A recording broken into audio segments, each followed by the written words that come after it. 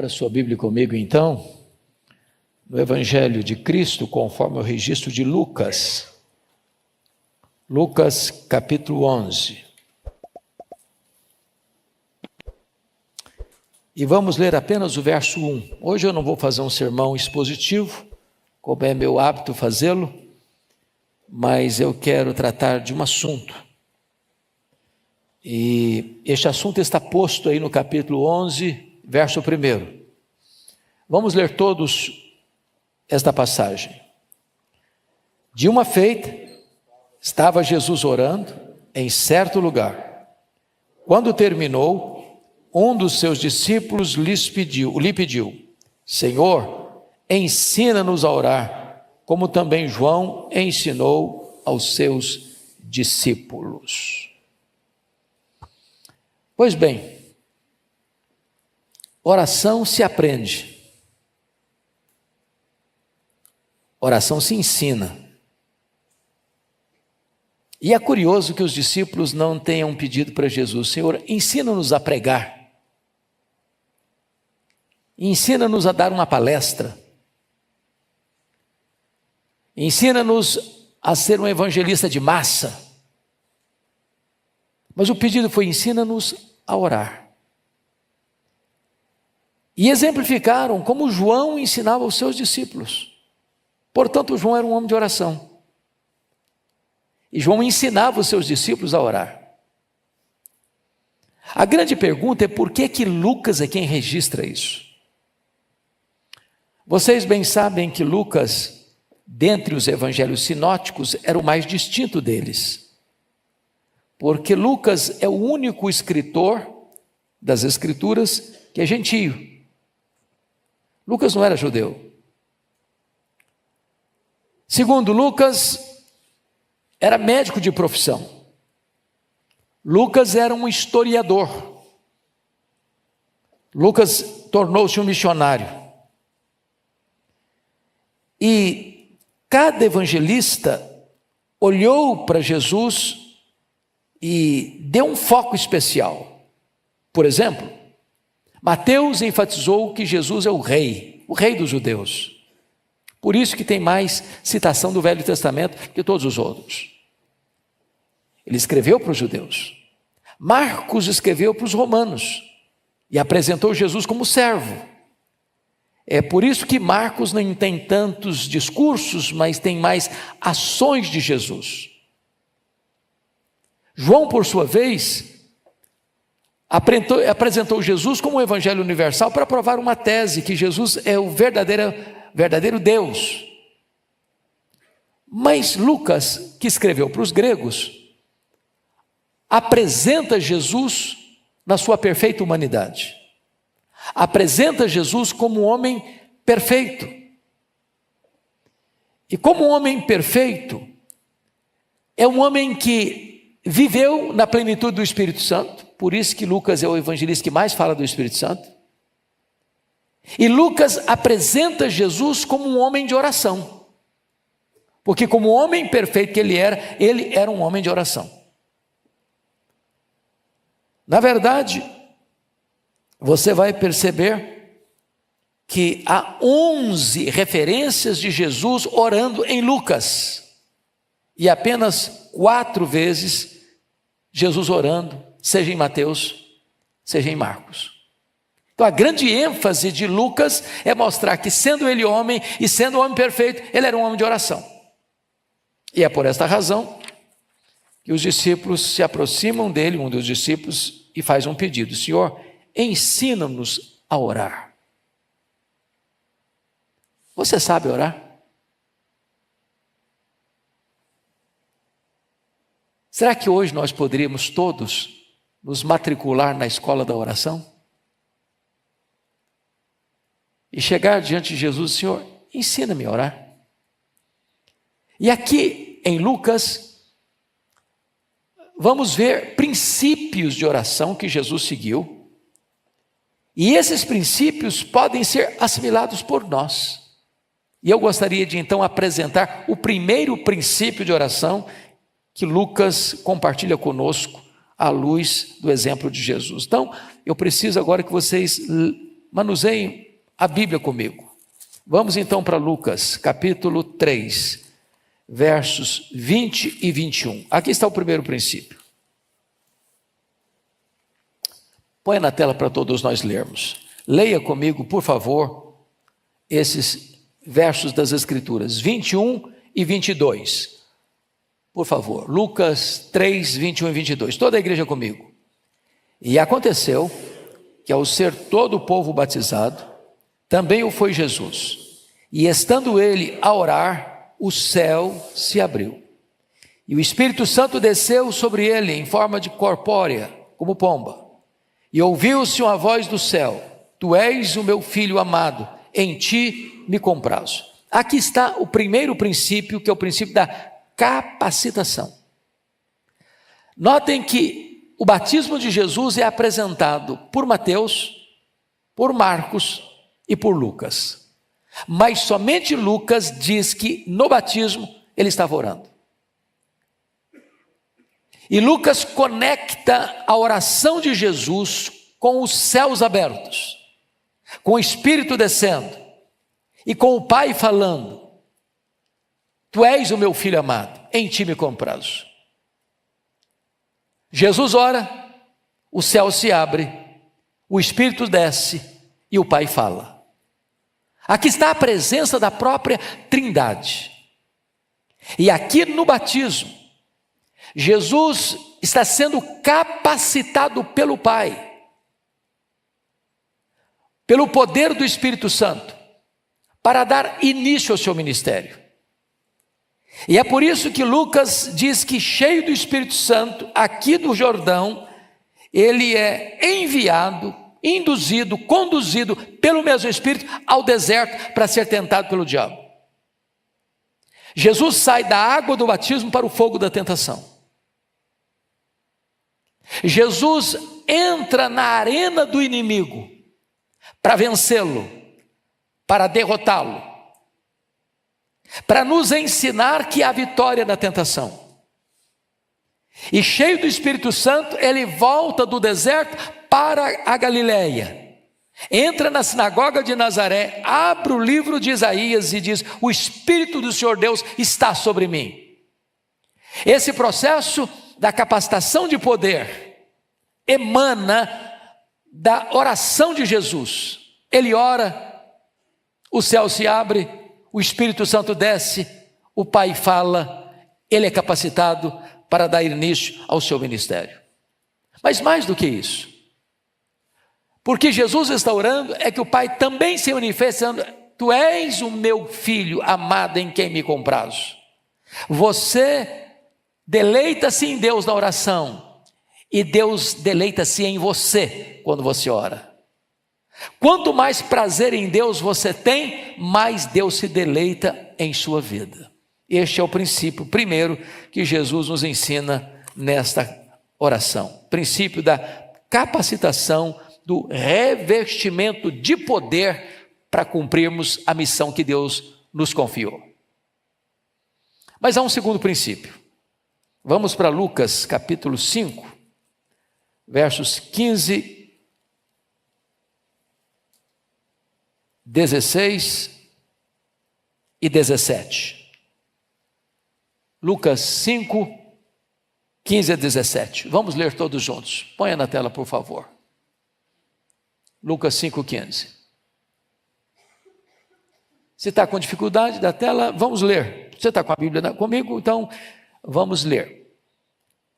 Porém, o que se dizia a seu respeito, cada vez mais se divulgava. E grandes multidões afluíam para o ouvirem e serem curadas de suas enfermidades. Ele, porém, se retirava para lugares solitários e orava.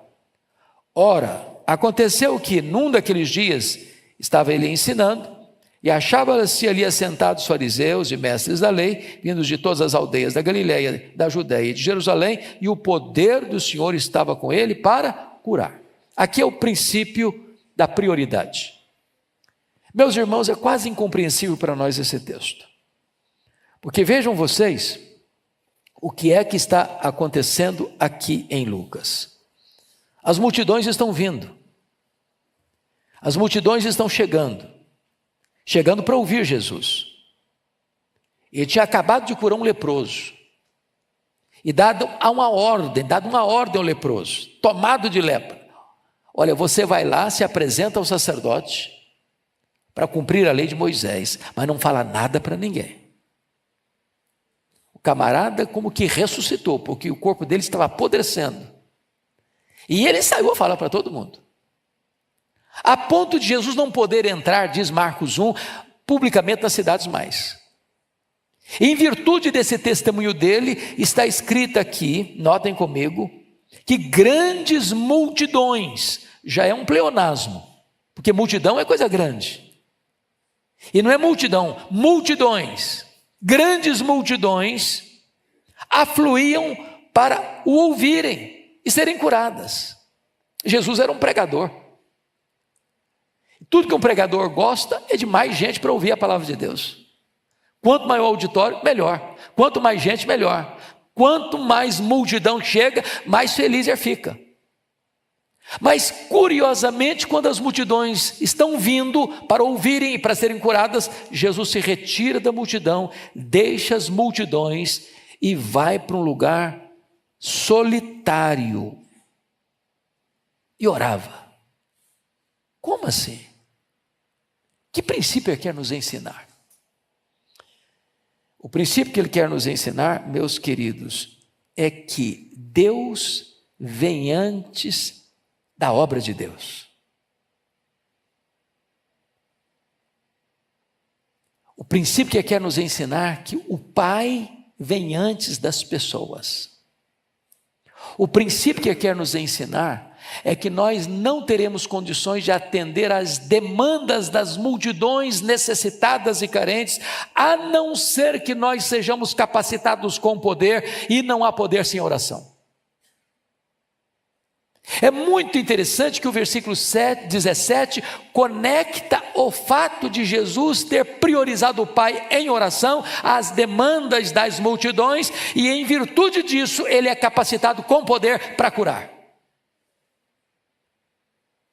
É claro que nós temos demandas, trouxemos essas demandas para esta casa nesta noite, mas nós não teremos poder para atender às necessidades múltiplas das muitas e muitas e muitas pessoas, a não ser que nós sejamos revestidos de poder, e não há poder sem oração. Então aqui é o princípio da prioridade. Quem é a prioridade da nossa vida? Eu escutei a ministração desse assunto, oração, que me impactou muito na Coreia, pelo Dr. Yu. E nós estávamos lá visitando as igrejas. E fui fazer uma entrevista com um pastor que tinha saído do seminário para plantar uma igreja. E todos nós escutávamos as palestras de como as igrejas coreanas têm reuniões diárias de oração pela madrugada. Então eu ousei perguntar ou afirmar a um desses pastores que tinha saído do seminário para plantar a igreja, e disse: vocês oram de madrugada porque isso é o hábito de vocês, é a cultura de vocês, é uma cultura oriental muito disciplinada. E ele disse: não, nós oramos de madrugada, respondeu-me ele, porque Deus é prioridade na nossa vida. No mundo inteiro as pessoas levantam de madrugada para ganhar dinheiro. Nós levantamos para orar porque Deus é prioridade.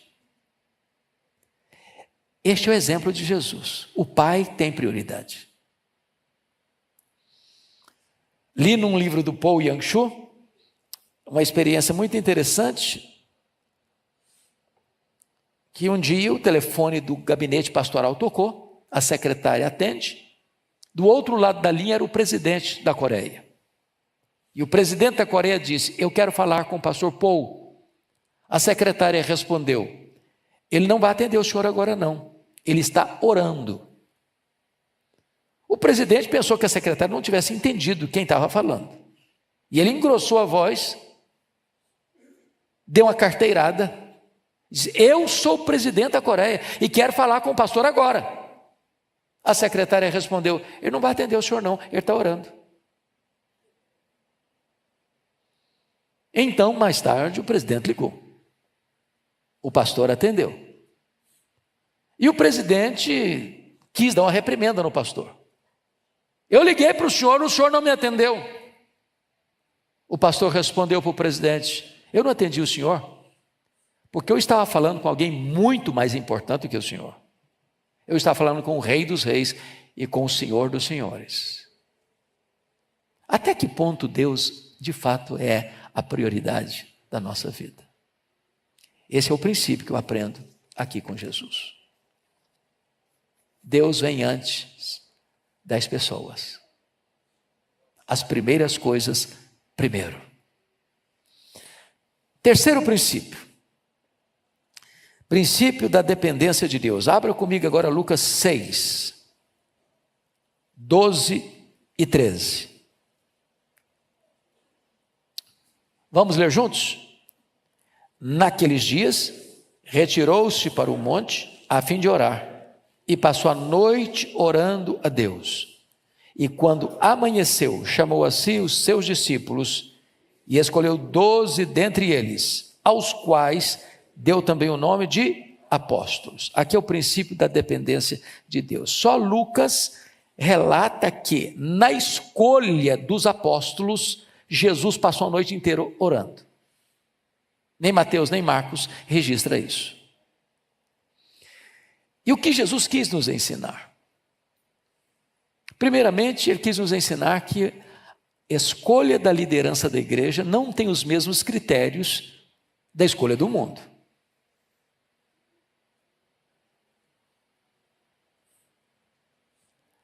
E isso, irmãos, precisa ser ainda hoje observado pelas denominações evangélicas.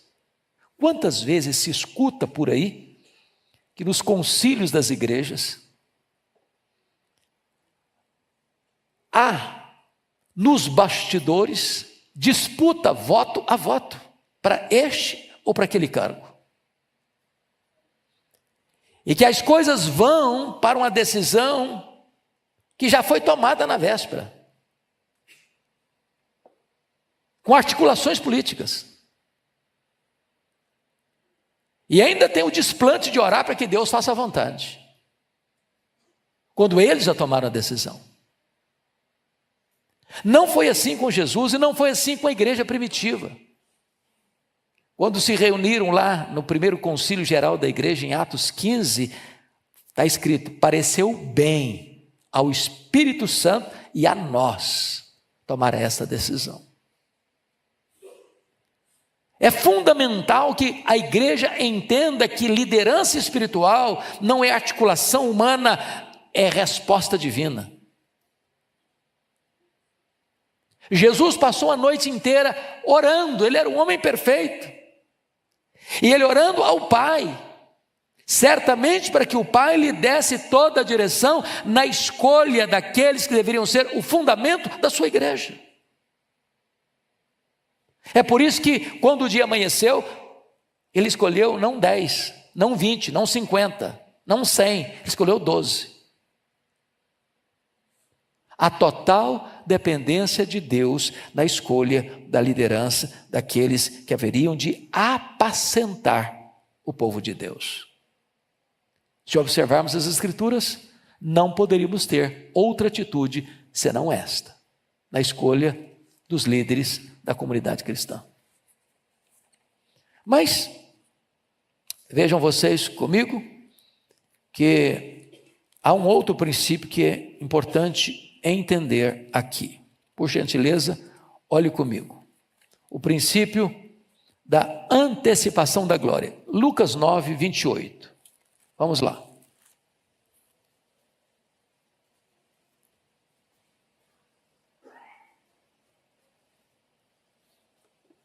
Vamos juntos? Cerca de 8 dias depois de proferidas estas palavras, tomando consigo a Pedro, João e Tiago, subiu ao monte com o propósito de orar.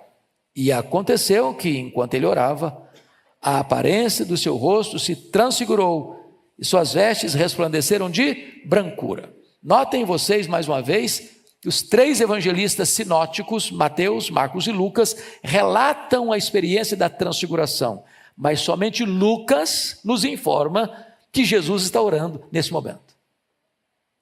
Lucas conecta a transfiguração de Jesus com a oração de Jesus.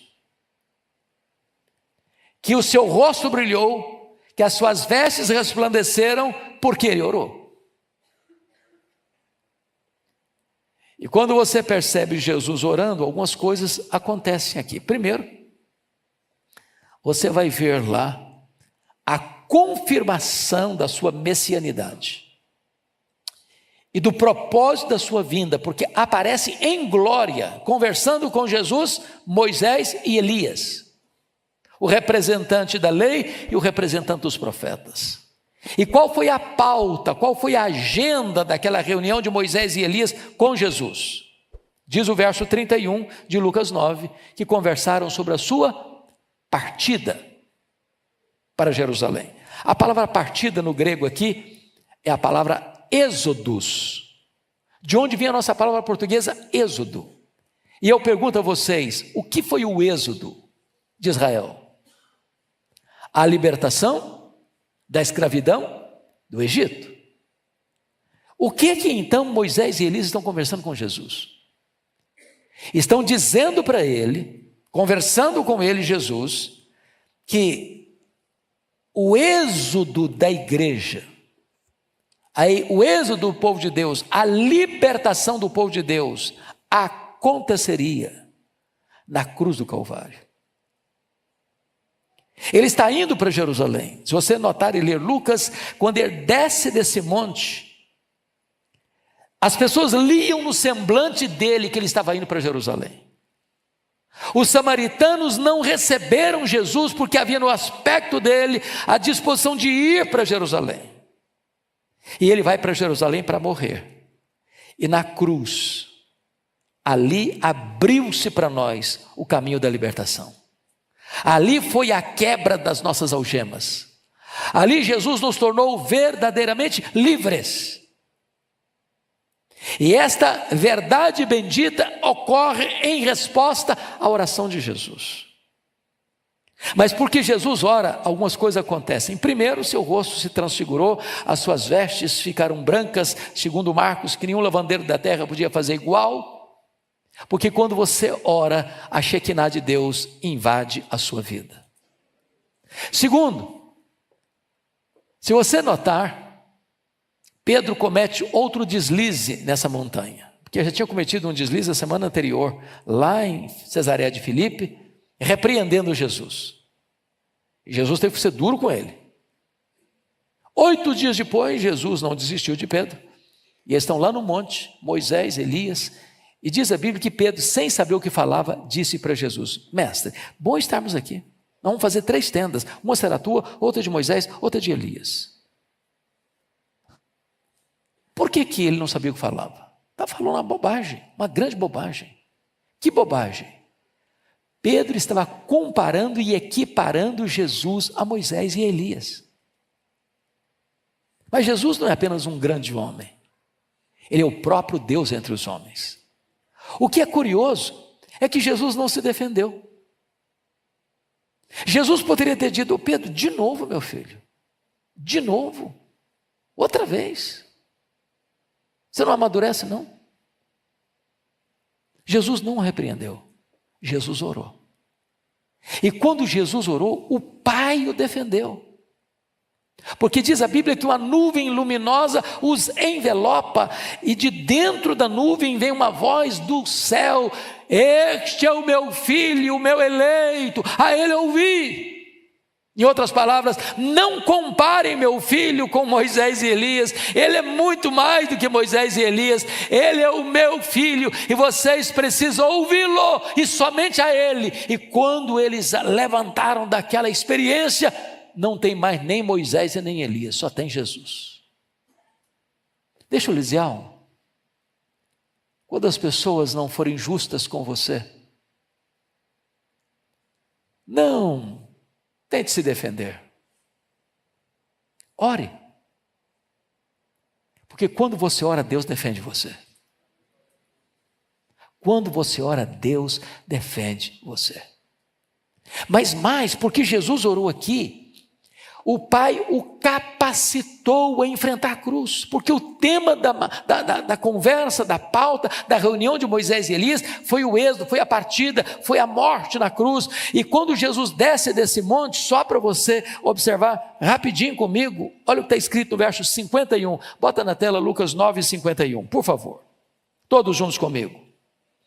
E aconteceu que ao se completar os dias em que devia ser assunto ao céu, manifestou no semblante a intrépida resolução de ir para Jerusalém. Versículo 53, todos nós lendo. Mas os samaritanos não o receberam, porque o aspecto dele era de quem decisivamente ia para Jerusalém. Ele orou e o Pai o capacitou para ir para a cruz. Não vai esperneando, vai como um rei caminha para a sua coroação. E Hebreus diz que ele não levou em conta a ignomínia da cruz pela alegria que lhe estava proposta, a alegria de comprar e remir você e eu com o sangue do Calvário. Vamos a um outro princípio. Princípio que está lá em Lucas 22. Vamos para Lucas 22, por favor.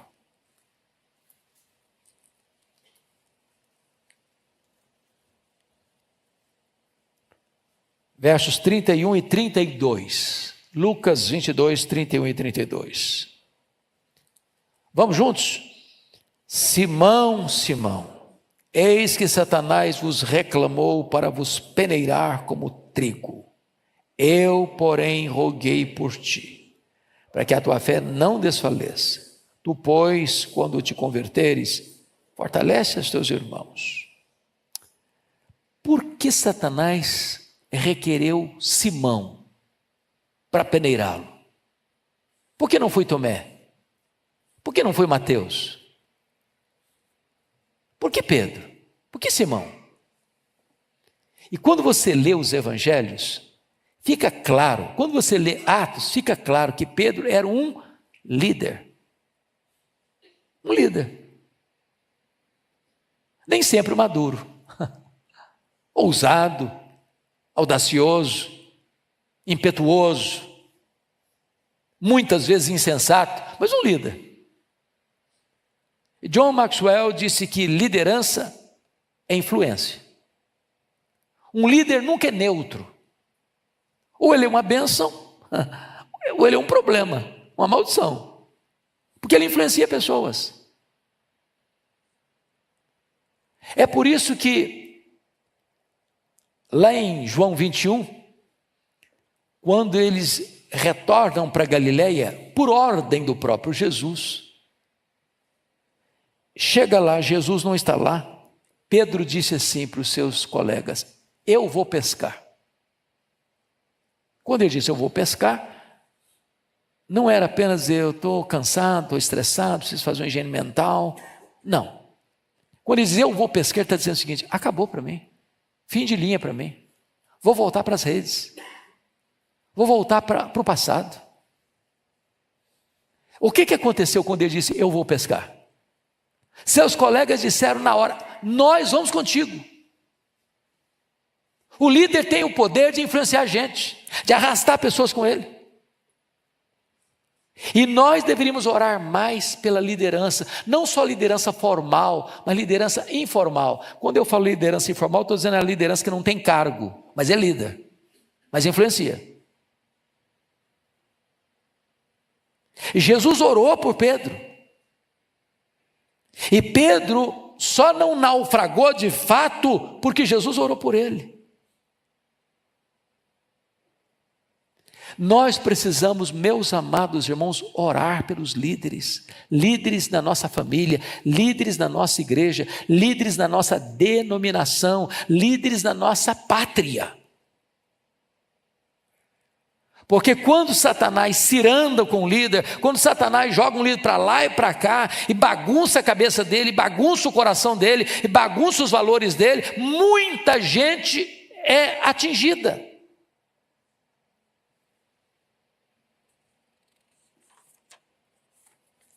Outro princípio. Vamos para Lucas 22,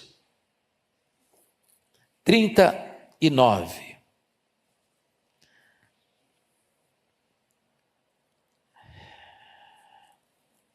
Versículos 39 a 42. Vamos ler juntos? E saindo, foi como de costume para o Monte das Oliveiras, e os discípulos o acompanharam. Chegando ao lugar escolhido, Jesus lhes disse: orai para que não entreis em tentação. Ele, por sua vez, se afastou cerca de um tiro de pedra, de joelhos orava, dizendo: Pai, se queres, passe de mim este cálice, contudo, não se faça a minha vontade, e sim a tua. Aqui o princípio da entrega incondicional. Jesus era perfeitamente homem. E Mateus nos informa que ele estava angustiado até a morte. E essa angústia levou o Filho de Deus às lágrimas e ao sangue. Mas ele está na mais titânica batalha da história, uma batalha de sangrento suor, não para fugir da vontade do Pai, mas para fazer a vontade do Pai. Quando eu vejo hoje algumas pessoas do topo da sua arrogância espiritual, chegando para Deus dando ordens, eu decreto, eu determino, eu exijo. Como foi diferente o nosso Salvador?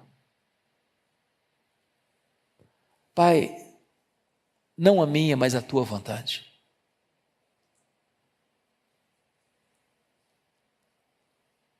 Jesus mostra submissão à vontade do Pai. Ele se coloca nas mãos do Pai para fazer a vontade e cumprir o propósito do Pai. E esse propósito já estava estabelecido desde a eternidade. Não houve sequer um segundo em toda a eternidade em que esse propósito tenha sido mudado. Aliás, desde as mais priscas eras da história humana, começando lá no Éden, Deus anunciou que o filho da mulher haveria de esmagar a cabeça da serpente. E essa história da redenção cruza os séculos, cruza os milênios.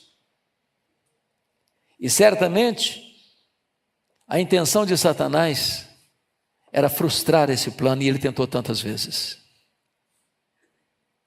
Mas com lágrimas e com sangue, o Filho de Deus se submeteu à agenda do Pai, à vontade do Pai. Não importa o que venha lhe acontecer, nunca queira mudar a vontade de Deus. A gente encontra um casal na Bíblia que tentou fazer isso, Isaac e Rebeca. Deus anunciou para Isaac e Rebeca que os dois filhos estavam no ventre. O mais novo seria o líder. A aliança de Deus seria a partir de Jacó e não de Esaú. O Isaac, sabendo disso, quis manipular, quis mudar. Chamou o Esaú e disse: meu filho, você vai lá, arranja uma caça, vem aqui, traga o cardápio para mim, eu vou te abençoar. Deus falou uma coisa, eu quero é outra.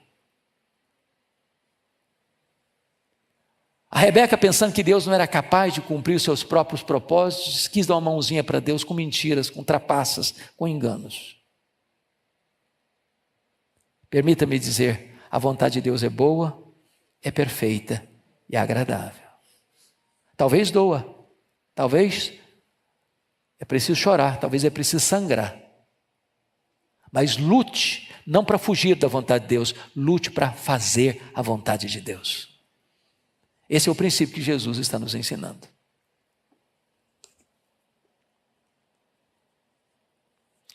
Mas vamos para Lucas 23, para um outro princípio.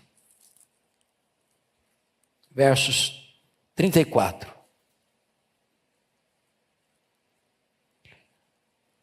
Olha a oração de Jesus na cruz. Vamos ler todos juntos. Contudo, Jesus dizia: Pai, perdoa-lhes, porque não sabem o que fazem. Então, repartindo as vestes dele, lançaram sortes. Meus amados irmãos, eu fico imaginando esta oração de Jesus. Ele foi cuspido e esbordoado no sinédrio judaico. Ele foi espancado e vilipendiado no pretório romano. Ele foi chutado publicamente, enquanto carregava a cruz rumo ao Calvário, fora dos portões de Jerusalém. Seus pés, suas mãos foram rasgados pelos cravos. Ele está estendido naquele leito vertical da morte, com dores terríveis, com cãibras sufocantes e com sede atroz. Embaixo a turba vocifera, blasfemando: se és filho de Deus, desça dessa cruz e creremos em ti. Outros diziam: livrou os outros, a si mesmo não consegue livrar. Zombaria, escárnio. E ele tinha o poder de, com um único olhar, fuzilar todo mundo. Ou fazer uma oração imprecatória e diz: Pai, dá a esse povo o que ele merece. E talvez fogo do céu caísse. E ele abre a boca para orar na cruz. Pai, perdoa-lhes, porque não sabem o que fazem. Além de interceder por eles, atenua-lhes a culpa.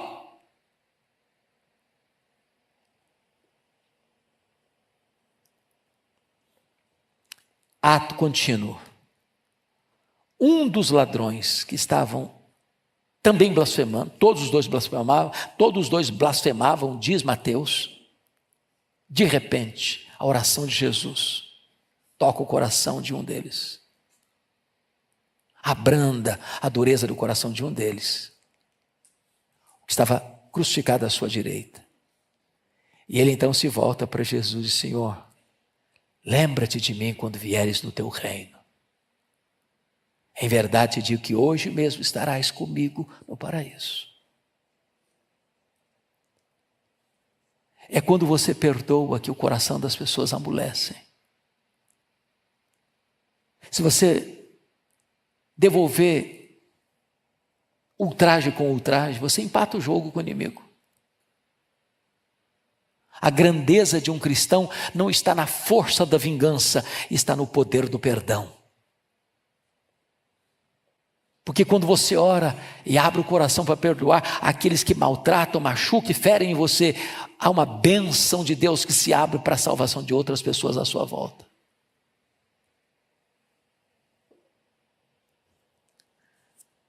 Hoje estamos muito ocupados para nos ocuparmos com Deus.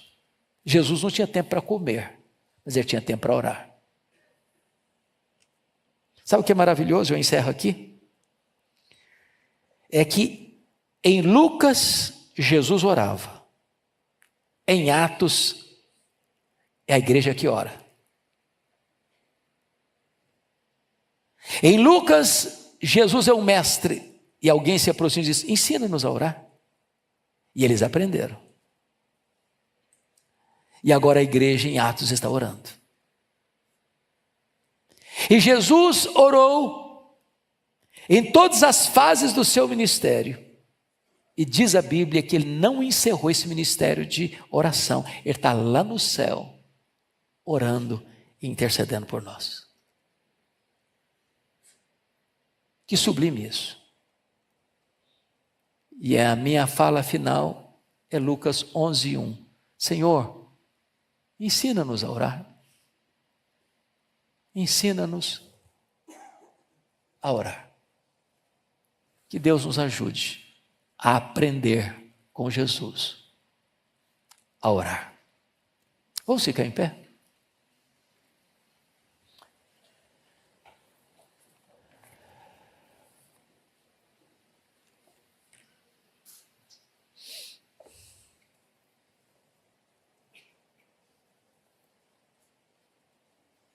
Quem está precisando aprender a orar aí mais? Amém. Deus, nós estamos aqui como alunos, como aprendizes, como calouros. Precisamos aprender a orar, Senhor. Ajuda-nos a entender esses princípios de Jesus. E que esses princípios saltem do papel, da letra, sejam gravados em nosso coração pelo Espírito Santo.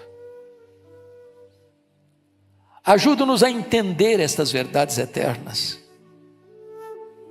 Que não apenas a nossa mente seja alcançada, mas o nosso coração seja tocado e a nossa vida seja transformada.